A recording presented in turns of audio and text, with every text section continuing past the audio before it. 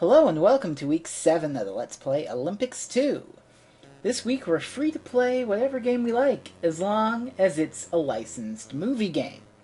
So, we're going with Batman on the NES, a tie-in to the 1989 film starring Michael Keaton and Jack Nicholson. One of the best games Sunsoft has ever made. Of course we're going to watch the cutscenes, because it's movie week! You gotta watch the cutscenes in Licensed Movie Game Week! What kind of fool skips the cutscenes in Licensed Movie Game Week? And here we go. It's your basic, really good action platformer. You punch, you jump, you do a whole lot of other cool stuff too. All while listening to that Sunsoft music. My god, these people were like wizards when it came to the NES sound chip. I swear, they just took those beeps and boops and they composed it into fucking magic that just makes your ears sing. This game is awesome. Like, I'm serious here. This is in my top 10 NES games. This is so good. It is perfect action platforming. It's also pretty goddamn hard near the end. Oh, the final level of Batman on the NES rivals Ninja Gaiden's Act 6. Not just for the level composition, but for the final boss itself, who is a motherfucker. But we don't need to worry about that. All we need to worry about are these mines on the ground. You just gotta take it easy. You gotta learn how to work this game. And something you really gotta learn is the wall jump. Another reason why so many people compare this to Ninja Gaiden, because you've got a wall jump. But it's an actual wall jump. You just bounce off the walls as opposed to sticking to them and jumping whenever the hell you want. So there's a cool timing element to it too. And you got special weapons, like batarangs. See, the thing about that is you press start to select the weapons and select to pause the game. It fucks you up. I've also got a bat missile gun and bat shurikens. These have actual names besides those, like... One of them is called the Dirk. I know that much, but I don't give a rat's ass what they're really called, because nobody calls things in NES games what they're actually called. You don't call the enemies the fucking Tektites and levers. You call them the fucking weird things that pop out of the ground and the spider monsters. And the ninja taking a smoke that comes at you, but he gets hit stunned by the batarangs. So we're gonna call them all bat tools, and we're already done with stage 1 here. And then we fight this easy-ass boss. You stand in the corner, and when he swoops down, you throw a batarang at him. You do that like 4 or 5 times, and he's dead. That's it. He'll shoot a lot of fire, but he can't hit you in the corner. You stupid boss. I've had him spend a solid minute just going back and forth shooting fire, never swooping down. Annoying bastard. Well, stage 1 is done. That wasn't so bad, but the difficulty is going to ramp up just a little bit as we bust into the Axis Chemical Factory. And we've got more good music. Hell, this entire game is good music. Sunsoft knew what they were doing, as I said. The platforming is getting a little more complex. We've got toxic waste, and toxic waste falling from the ceiling. Both of that will hurt you, so don't get hurt by the toxic waste. Because you only have 8 hits on your life bar, and health is a rarity in this game. Believe me. If you get lucky, you'll get 1 or 2 health drops. But unless you're specifically farming for health, you're probably not going to see it that often. So it's best to just stay focused and not get hit too much. But to do that, you've got to keep playing the game and learn how it works and learn how to jump and be very clever and know when to use your weapons and how to wall jump. Like do a nice one there and just avoid all that toxic waste nonsense.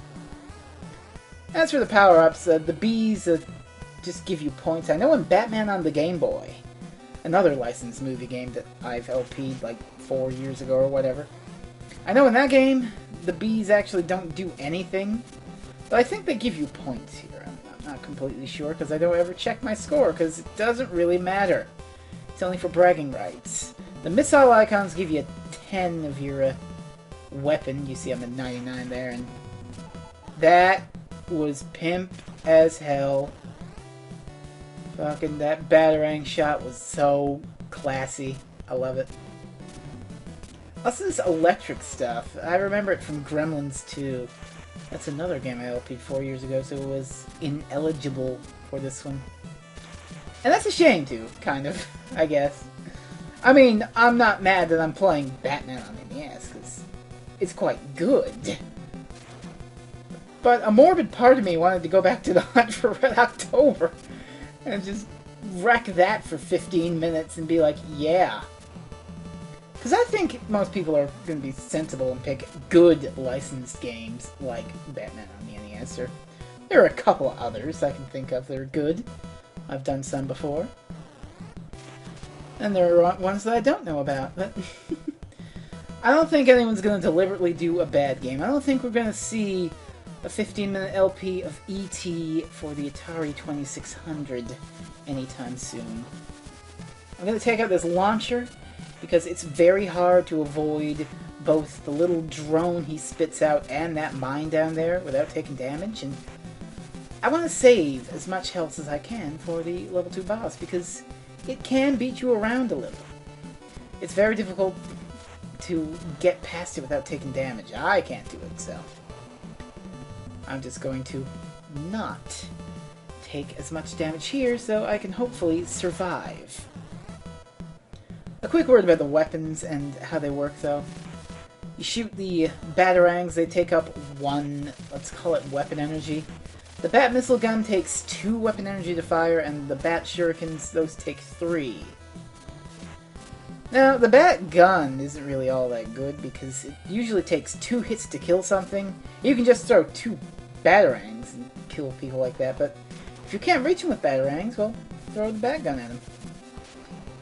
And the Shurikens are good for big things. I'm sure we'll see some big things later. That jump is a bastard. Because I've had times where I hit my head on the gears and I fall down into the gears on the bottom, and that's 2 hits gone. Maybe 3 if you can't get out fast enough, and your post-damage invulnerability wears off. So the stage 2 boss is this thing. It's got gun cannons. The one on top shoots 2, the one on bottom shoots 2. 2, I said! You silly fool, don't get hit by them. But once you punch those out, well, you can punch this thing out. Punching works best for this boss, because you can just mash the attack button and rapid fire your fists at these things and wreck them. Simple as that. I lost half my health, but that's okay. Oh no, it's Jack Nicholson, and he's about to kill us. Now, stage 3 is where shit gets nuts. If you hated the Hunchbacks in Castlevania, these things are going to be your worst nightmare, because it's basically that, except they're gigantic. And so's their fucking hitbox. It's madness. Thankfully, you have ways to deal with them aside from a whip, like Batarangs. So, there's that. And there's the Bat Gun coming into play there. He was too far to get with the Batarangs, so I got him with the Bat Gun. It's not like weapon energy's hard to come by in this game, so you can be a little liberal with it. I think the game expects you to. There are runs where people just use their fists and no damage to the game, but fuck that! This is tricky, though. I don't want to trigger that guy, because you're going to take a lot of hits between him jumping around and those little things on the ground running at you, so it's nasty. But Bat Shurikens are your friends for just dealing with this guy. And run from the pod. I want to save as much health as I can here, because this stage can get brutal later on. Ah, there we go. More sewage. At least this sewage doesn't hurt you, unlike that lovely toxic waste nonsense we had to deal with earlier. Ooh. It's nice you can just wall jump back and forth, bait out this guy, and then hit him with a bunch of Batarangs, because why not? And he really did need a bunch of Batarangs, too. You gotta love NES limitations. He's not completely on the screen, so all I can do is jump forward like that. Okay, kiss. I want to grab the wall there. Yeah, that's good. Perfect. Excellent. The rest of this section of the level isn't going to be too much trouble. Again, good music. That goes without saying, because this is a Sunsoft game, and those usually do have good music. Even if the game isn't that good, Sunsoft has great music. It's a rule. Now 3-3 here. Ooh.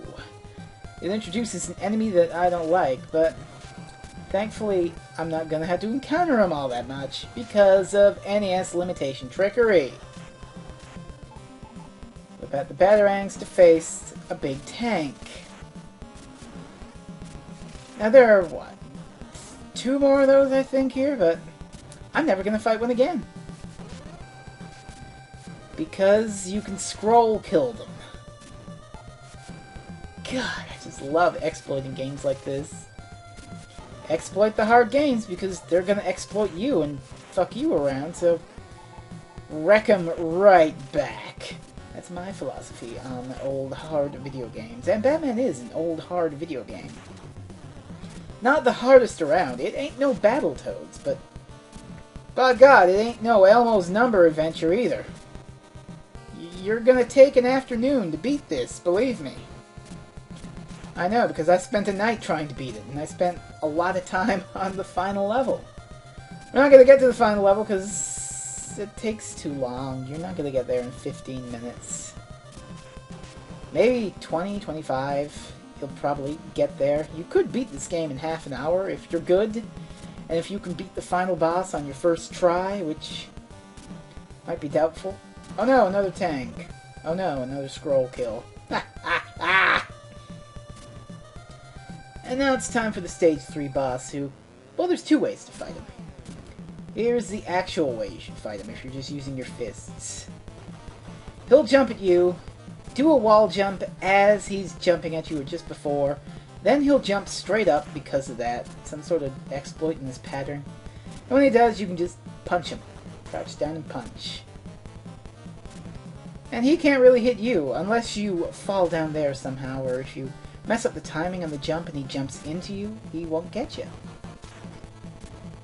Of course, this strategy is a little slow because you can only hit him like 1 or 2 times, but he can't hit you 7 times and kill you.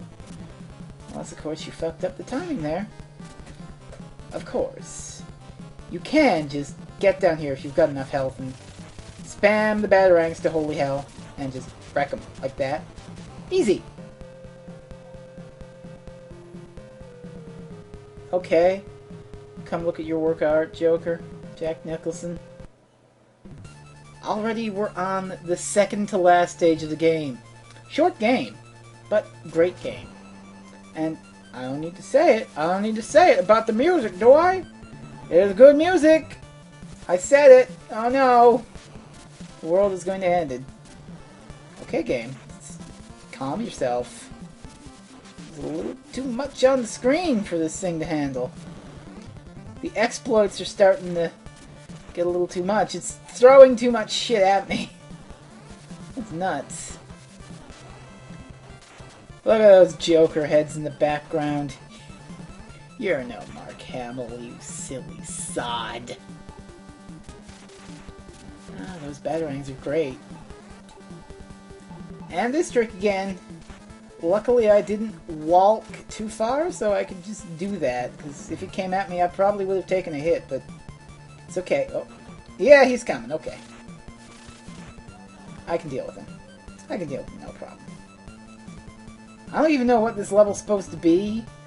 This game doesn't really take a lot of cues from Tim Burton's Batman, but it is an official licensed tie-in product to the Batman 1989 film, so it counts for this week.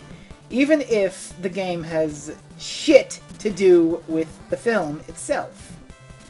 But who cares? I mean, everyone likes Super Star Wars, and that takes a lot of liberties. Like, every little tiny thing and scene in Star Wars is a stage in Super Star Wars.